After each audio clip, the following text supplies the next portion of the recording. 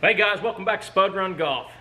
Quick episode today, but we do have a couple things I want to go over, a couple important things. Right now, we've got to fertilize that green. We've got some major storms coming in here in southern Ohio, and it's due to get some fertilizer. The fairway is, anyways, the green's in good shape. So I've got my fertilizer. I usually spread with my Let's Go spreader, but it takes about 6 bags, and you guys know what that's like. It's up hills and whatnot. So I'm trying to rig up a little system here for our RTV so I can put the bags in the back, load the hopper, and spread a little bit quicker. I've probably got an hour before this rain hits. We've got a good bit of rain coming. That's why I want to try to get this down. So it'll obviously help wash things into the ground. While I'm hillbillying this spreader up, there are a few things we can talk about. The first thing is, guys, we've got a bunch of new subscribers. That's fantastic. I know we're only up to 30 subscribers maybe, but it motivates me. And you guys are leaving comments. I think you guys are into it. I think you appreciate what I do, and that's why we're doing this. We're not doing this to get famous on YouTube or to make money. It's like I said before, I tried to find channels on this exact same thing and I couldn't find any. So I'm hoping that I can inspire and learn from you guys. Just a few videos that you guys have gave me feedback on, it's been helpful for the problems with the green and whatnot. But the next episode I'm going to do, I'm going to go back and I'm going to do a cost analysis. I'm going to try to show you guys what it costs to build that green. Don't know if I'll do the fairway and all that, but definitely the green area. I'm going to go back what it cost me doing it in-house.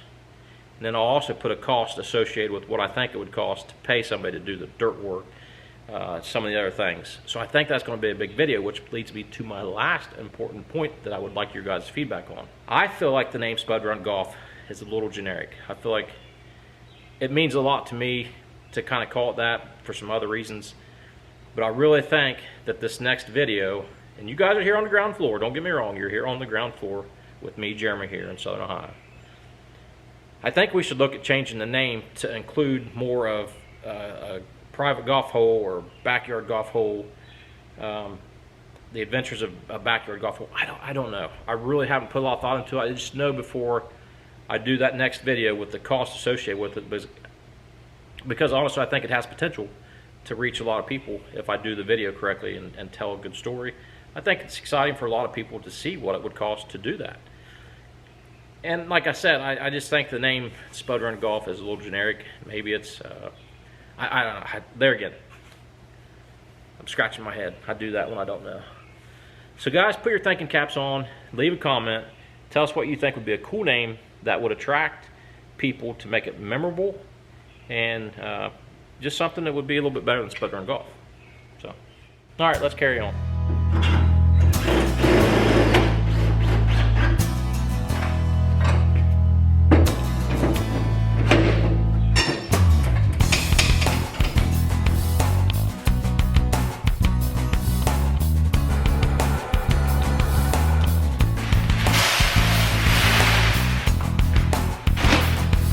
Skies are changing dramatically. The clouds are moving.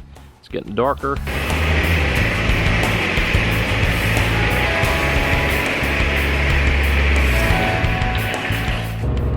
Once we get going, this shouldn't take long at all. I'm guessing 15 minutes to do this area. I'll probably try to get around the green too.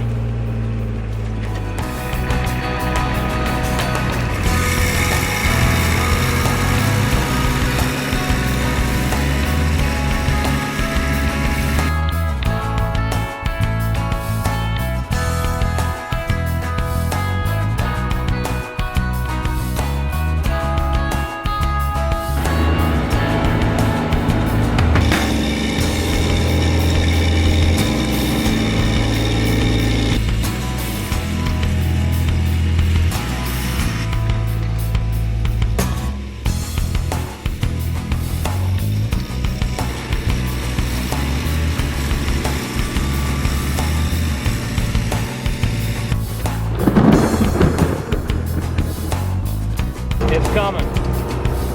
While we're back here, you guys seen the golf green, the bridge.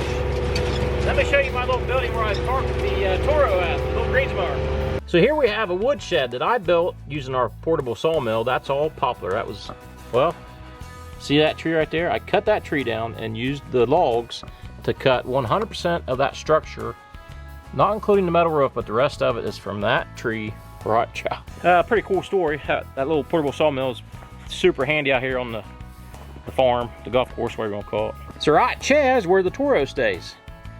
I track it right down the green, and then it stays dry. I've got a hose, I clean it off. And here you got, this is my top dressing sand. I've got it just stuck back here. It's just a fine masonry sand pretty much. It's the same place we got our root zone material from, supplied us with this masonry type sand. And that's what we'll be top dressing with heavy this September. That last video I talked a lot about September, but my God, September is crazy packed. And you know what else happens in September? Me and my buddies all go down to Myrtle Beach, play some golf at Tidewater, the Love Course, River's Edge. We'll go down there for 3 or 4 days. We do it every fall in September. So we're gonna add that to the September list. September, it sounds like it's all about golf. But first and foremost, the projects out here are most important. Now some of these seeding projects, I keep saying September. I'm not afraid at all to use October too. Maybe October 25th or something. Up until that point, I still feel good about the results next year on that grass seed. Next up, I want to get ready to spray some broadleafs out in the fairway and the rough around the fairway. I'm just using a Trimec mixture. This is just Tractor Supply. Your general tractor store in your local town has this stuff. Now for the green, I use special chemicals only bought at special places. Now for the fairway, I just go for especially broadleaf control. Anywhere here on the farm, I just use this cheaper stuff. It's about 55 bucks for 2.5 gallons. That 25-gallon sprayer that I got also from Tractor Supply, I will use 200 fluid ounces of this product, so about 1.5 gallons. Covers pretty much that whole area back there in that 25-gallon sprayer. Thunder is getting louder. I'm not going to spray that right now, but if that storm, it's a quick moving cell. If it runs through here, I'll probably spray afterwards. So I'm going ahead and pregame and getting everything ready, and we'll see what the storm does.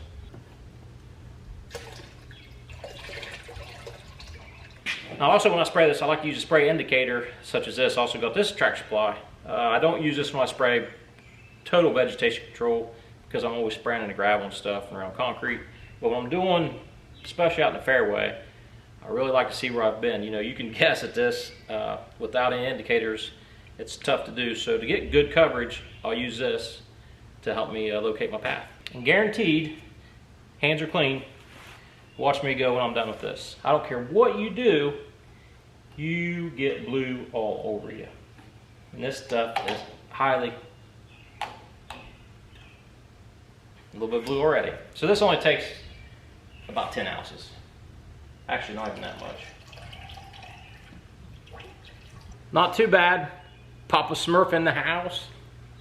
All right, last thing I'm gonna do is just agitate this, wait for the storm. I think the last thing we need to do is, I'm keeping records. I want to keep good records. It's a good practice to have, to keep the records of what you're doing, when you're doing it. It's all going to help the learning process as you move forward. I know not everybody's out doing this type of project, but for me, I guess I'm telling you, that's one of the most important things is the good record keeping. So you can correct any problems you see. You've got data to go back on to try to see what happened when you were doing it. Maybe you need to change this, change that. Moving on. Wade Davidson, I want to give him a shout out. He just subscribed today, so when I get a new subscriber, it sends me I guess an email that tells me who subscribed, and he actually left some comments. Wade, you actually motivated me today. I was working, sweating my butt off, and I probably wouldn't record anything tonight, but I thought, man, it's just nice to know that people are watching it, because it does take an effort to put these videos together. You know, moving the cameras around, making sure batteries are charged, and then once it's done, I got to put it on the computer and edit the video.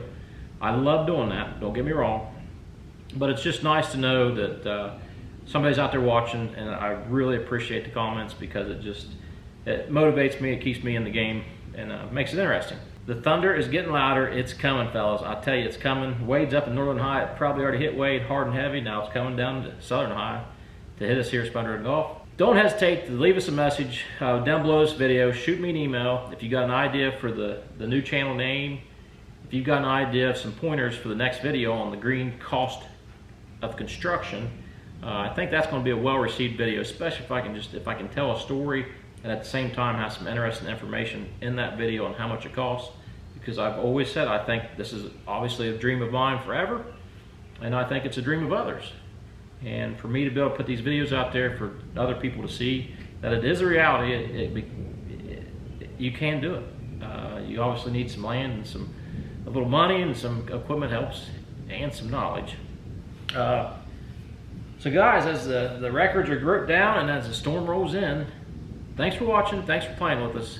Spud Run Golf, for the last time ever, Spud Run Golf, signing off.